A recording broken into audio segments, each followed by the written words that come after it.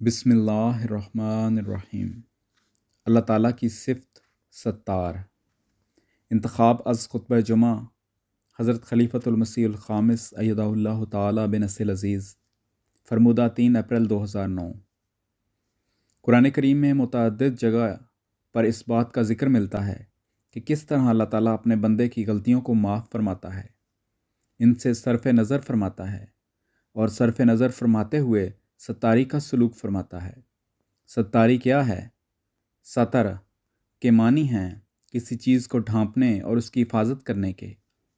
پس ہمارا خدا وہ پیارا خدا ہے جو ہماری بے شمار خطاؤں کو اور غلطیوں کو ڈھانپتا ہے، ان سے صرف نظر فرماتا ہے، فوری طور پر کسی غلطی پر پکڑتا نہیں، بلکہ موقع عطا فرماتا ہے کہ انسان، ایک حقیقی مومن، اللہ تعالیٰ کے اس سلوک سے فائدہ اٹھائے، اور جو اس نے غلطیاں اور کوتاہیاں کی ہوں ان کا احساس کرتے ہوئے اپنی اصلاح کی کوشش کرے، نہ کہ ان کا اعادہ کرتے ہوئے ان پر دلیر ہو جائے۔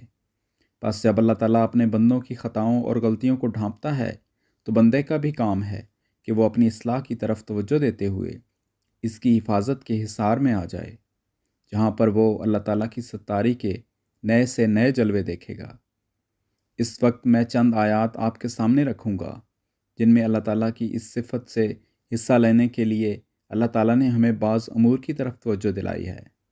اللہ تعالیٰ سورہ عنکبوت میں فرماتا ہے کہ وَالَّذِينَ آمَنُوا وَعَمِلُوا الصَّالِحَاتِ لَنُكَفِّرَنَّ عَنْهُمْ سَيِّئَاتِهِمْ وَلَنَجْزِيَنَّهُمْ أَحْسَنَ الَّذِي كَانُوا يَعْمَلُونَ۔ العنکبوت آیت 8۔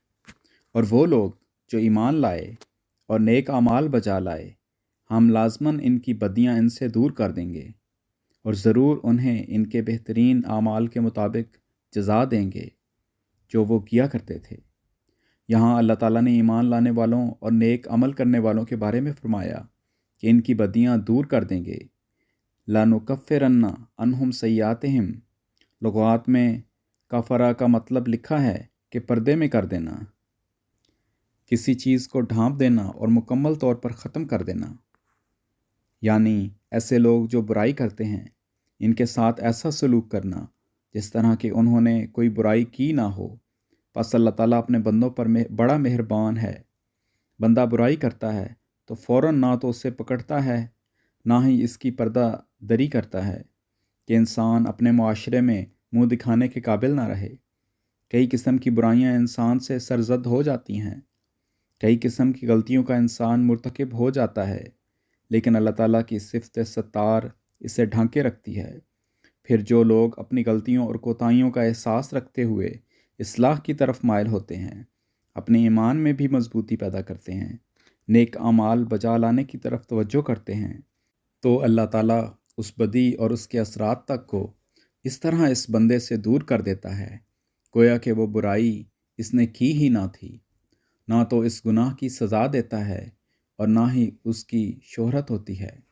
اگر معاشرے میں کہیں بات نکل بھی جائے تو اللہ تعالیٰ کی طرف رجوع کرنے والے پر توجہ فرماتے ہوئے اللہ تعالیٰ اس بات کو پھیلنے سے بھی روک دیتا ہے جس سے اس شخص کی بدنامی ہو رہی ہو۔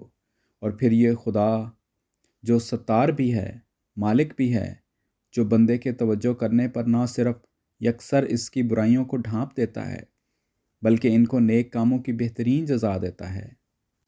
جب برائیوں کے بعد نیک کام کرتے ہیں تو اس کی جزا بھی بہترین ہوتی ہے۔ نیکیوں کی جزا کئی گنا کر کے دیتا ہے، اور برائیوں کے دور میں بھی جو چھوٹی چھوٹی نیکیاں ایک انسان نے کی ہوتی ہیں ان کی جزا بھی جمع کر کے دے دیتا ہے، اور اس طرح نیکیوں کی تعداد اس قدر بڑھ جاتی ہے کہ برائیاں کہیں نظر ہی نہیں آتی۔ پس حقیقی مومن وہی ہے جو خدا تعالیٰ سے اس کی ستاری طلب کرے، اپنی برائیوں کا احساس ہونے کے بعد ان سے دور ہٹنے کی کوشش کرے، ان کو ختم کرنے کی کوشش کرے، غلطیوں کی صورت میں توبہ و استغفار کی طرف متوجہ ہو، تو اللہ تعالیٰ کے وعدے کے مطابق وہ اس کی رضا حاصل کرنے والا بنتا ہے۔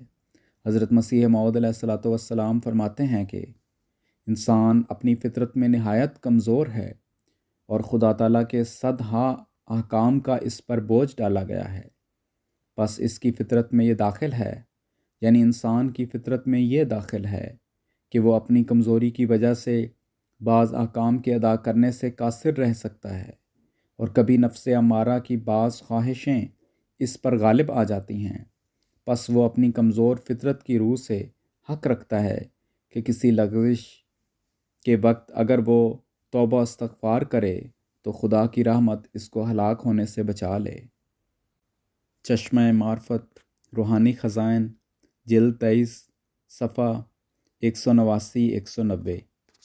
یہ ہے وہ حقیقی فہم و ادراک اللہ تعالیٰ کی صفات کا جو خدا تعالیٰ نے حضرت مسیح موعود علیہ السلام کو عطا فرمایا اور آپ علیہ السلام نے پھر ہمیں بتایا۔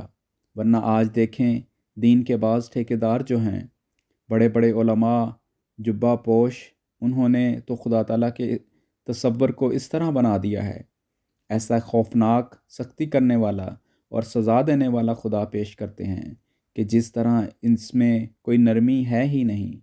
اور اسی وجہ سے عیسائیوں اور لا مذہبوں کو بھی جہاں موقع ملتا ہے وہ اسلام کے خلاف غلط تصور پیش کرتے ہیں، حالانکہ اسلام کا خدا ستار اور رحیم خدا ہے۔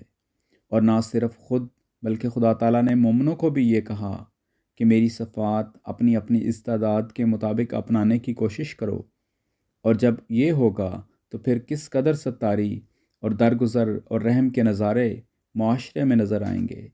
جب اس کا تصور کیا جائے تو بے اختیار اللہ تعالیٰ کی تسبیح کی طرف توجہ پیدا ہوتی ہے۔ اور پھر حضرت صلی اللہ علیہ وآلہ وسلم پر درود بھی ایک مومن بھیجتا ہے کہ اللہ تعالیٰ نے اپنے کامل دین کو آپ صلی اللہ علیہ وآلہ وسلم پر اتار کر ایک احسان عظیم ہم پر فرمایا ہے۔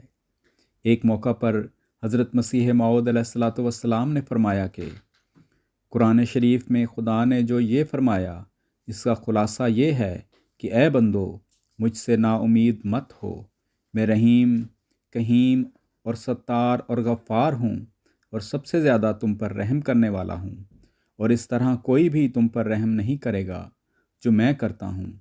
اپنے باپوں سے زیادہ میرے ساتھ محبت کرو کہ در حقیقت میں محبت میں ان سے زیادہ ہوں۔ اگر تم میری طرف آؤ تو میں سارے گناہ بخش دوں گا، اور اگر تم توبہ کرو تو میں قبول کروں گا، اور اگر تم میری طرف آہستہ قدم سے بھی آؤ تو میں دوڑ کر آؤں گا۔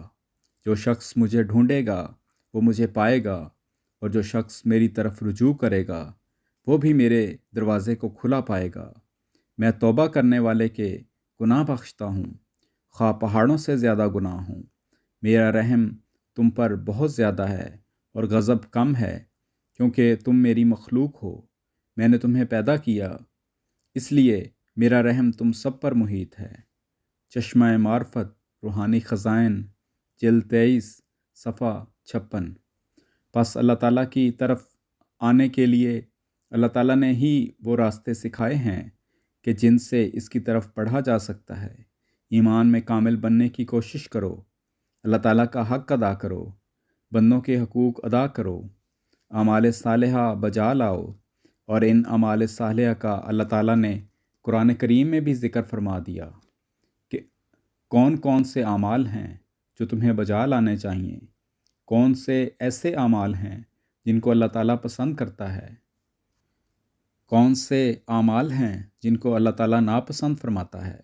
پس ان تمام اوامر کے کرنے اور نواہی سے بچنے کی مومن کو کوشش کرنی چاہیے جن کا اللہ تعالیٰ نے ذکر فرمایا ہے، تاکہ ہمیشہ اللہ تعالیٰ کی ستاری اور رحم سے حصہ لینے والے بنتے رہیں۔ گزشتہ خطبہ میں نے میاں بیوی کے تعلقات کا بھی مختصراً ذکر کیا تھا کہ بعض حالات میں کس طرح آپس کے اختلافات کی صورت میں ایک دوسرے پر گند اچھالنے سے بھی دونوں فریق باز نہیں رہتے، اور یہ بات خدا تعالیٰ کو سخت ناپسند ہے۔ اللہ تعالیٰ نے دونوں کو، میاں کو بھی اور بیوی کو بھی، کس طرح ایک دوسرے کی ذمہ داریوں کی ادائیگی کا احساس دلایا ہے۔ فرمایا ہے، ہنّا لباس لکم وانتم لباس لہن، البقرہ آیت 188۔ یعنی وہ تمہارا لباس ہیں اور تم ان کا لباس ہو، یعنی آپس کے تعلقات کی پردہ پوشی جو ہے وہ دونوں کی ذمہ داری ہے۔ قرآن کریم میں ہی خدا تعالیٰ نے جو لباس کے مقاصد بیان فرمائے ہیں وہ یہ ہیں کہ لباس ننگ کو ڈھانپتا ہے، دوسرے یہ کہ لباس زینت کا باعث بنتا ہے، خوبصورتی کا باعث بنتا ہے، تیسرے یہ کہ سردی گرمی سے انسان کو محفوظ رکھتا ہے۔ آواز بشارت محمود۔